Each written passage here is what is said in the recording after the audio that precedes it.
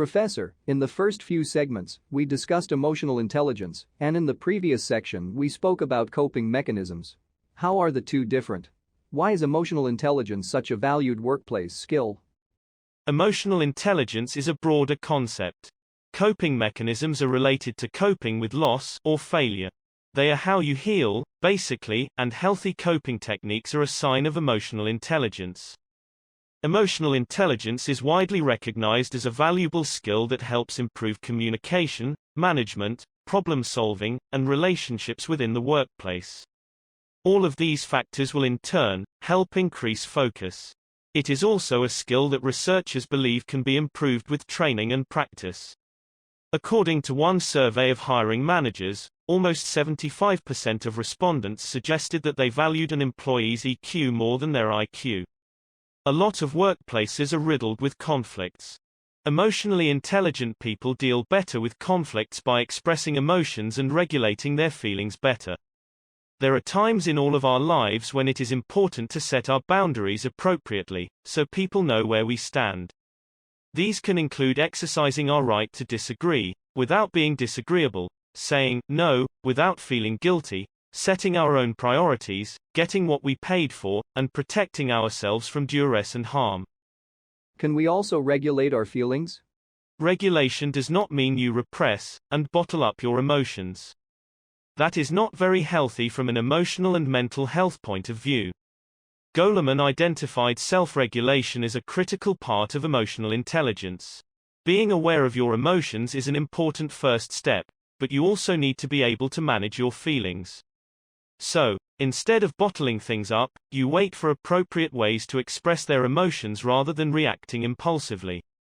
Having hobbies outside of work is a great way of making a space for yourself where you can let out work stress productively. Physical exercise is also a healthy way to release stress. Emotionally intelligent people keep their cool. Accept the fact that you cannot control everything. Look for helpful ways to respond that do not add fuel to the fire. A lot of people experience frustration because of the decisions that their managers make. It is important to know when to pick a fight and when to give in to authority or the majority. Reactionary answers do not resolve anything. We can all feel anger at the people we work with sometimes. It is important to regulate your emotions here. Think before making decisions. Emotions can overwhelm you in the heat of the moment. You can make a calmer, more rational choice if you give yourself time to consider all of the possibilities.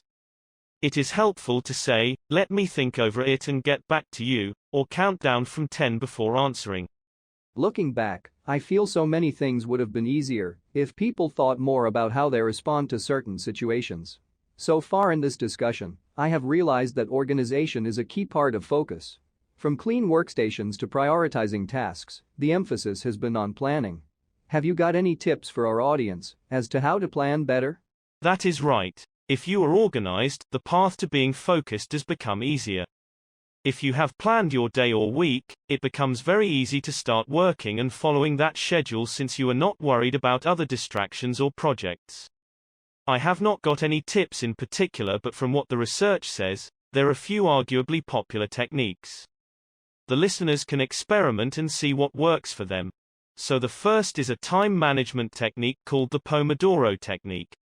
The idea is you could learn how to improve your effectiveness and be better able to estimate how long a task will take to complete by recording how you utilize your time. It is very easy. You pick one project or task you want to focus on.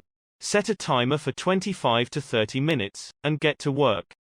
When the buzzer sounds, take a 2 to 3 minute break and repeat this exercise.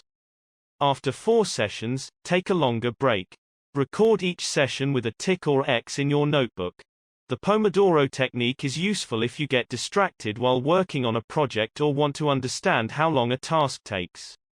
It is ideal for many types of work including writing, coding, design, and study. Interesting. What's the next one? The next is the Ivy Lee experiment. At the end of each workday, you write down the 6 most important things that you need to accomplish tomorrow. Do not write down more than 6 tasks. Prioritize those 6 items in order of their true importance. When you arrive tomorrow, concentrate only on the first task and work until the final task is finished before moving any unfinished items to a new list of 6 tasks for the following day. The last tip is the Eisenhower box method, named after the 34th President of the United States, Dwight Eisenhower. The strategy for taking action and organizing your tasks is simple. You will separate your actions based on 4 possibilities. Urgent and important, tasks you will do immediately. Important, but not urgent, tasks you will schedule to do later. Urgent, but not important, tasks you will delegate to someone else. Neither urgent nor important, tasks that you will eliminate. You could use a decision matrix, where the rows tell you whether the task is important and the columns tell you whether the tasks are urgent. The great thing about this matrix is that it can be used for broad productivity plans and for smaller, daily plans. Thank you, Professor. That was very insightful. So folks, we have come to the end of this discussion. From what I have gathered in this chat, I can say that being focused is the byproduct of living a healthy, organized day, one day at a time. Self-awareness, mindfulness, and tons of practice is what it takes. Exercise and listen to music, take deep breaths and count down to 10 when you find yourself agitated, and give yourself time to think better ways of dealing with difficult situations. That is right on point. Thank you for having me here. Hi. The questions for this particular section are as follows.